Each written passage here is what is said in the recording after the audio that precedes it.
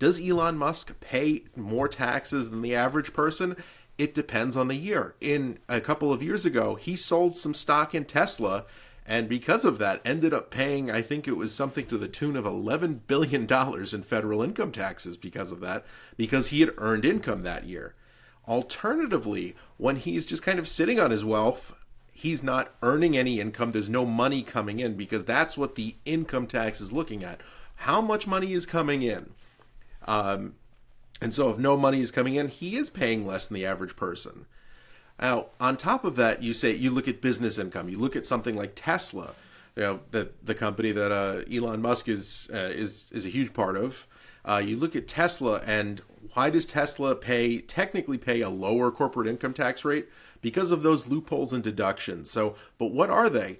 Those are loopholes that allow you to deduct depreciation of your assets. So those machines that are breaking down, that might break down or might need to be replaced quickly, you deduct that as a loss to the business. You can also deduct some expenses for research and development.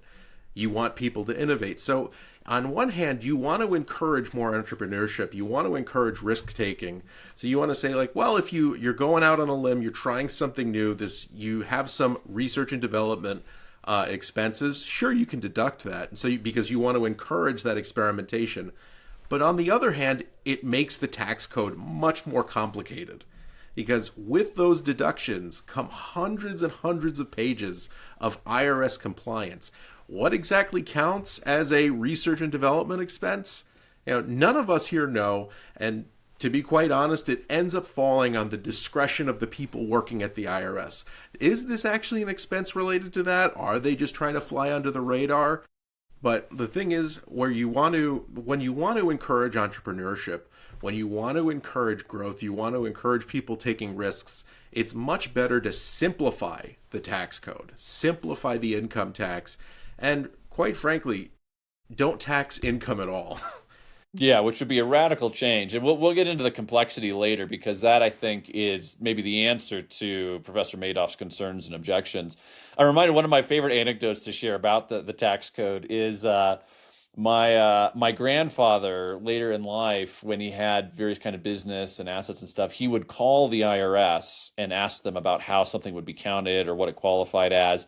And he would do this several days in the row until he got the answer he wanted, and then he would write down the person he talked to and the date, and then because like it is a little ambiguous at times, and he really wanted it to be one way. And you talk to enough IRS people, they're like, oh yeah, that makes sense.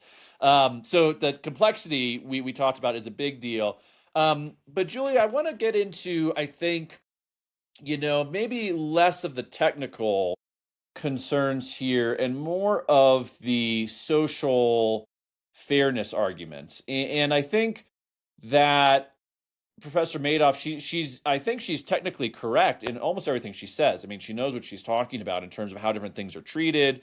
And it's true that, not that the ultra wealthy generally don't pay a lot of income taxes year to year, as Tom was saying, because they don't realize income in the same way that most of us do.